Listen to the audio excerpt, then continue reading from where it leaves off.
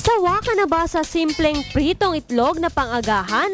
Panahon na para subukan ang cabbage roll for breakfast. Para sa ingredients, kakailanganin ng tangkay ng sibuyas, celery, carrots, cabbage o repolyo, at ang main ingredient na itlog. Matapos hugasan ng mga gulay, hiwain lamang ito ng manipis.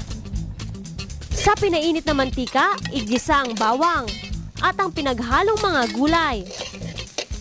Matapos itong maluto, hanguin ito sa apoy at ilagay sa malinis na container. Sunod na ihanda ang binatil na itlog na tinimplahan ng pampalasa.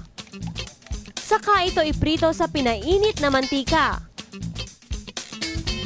Kailangan lamang i-maximize ang hugis nito. Sunod na ipatong sa sentro ang ginisang gulay. Saka ibabalot sa prinitong itlog. Hanguin sa kawali.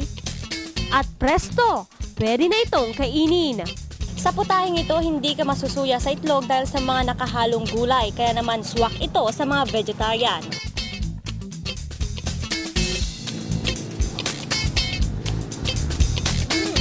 Masarap. Bukod sa madaling iluto, masustansya pa kasi gulay-gulay siya.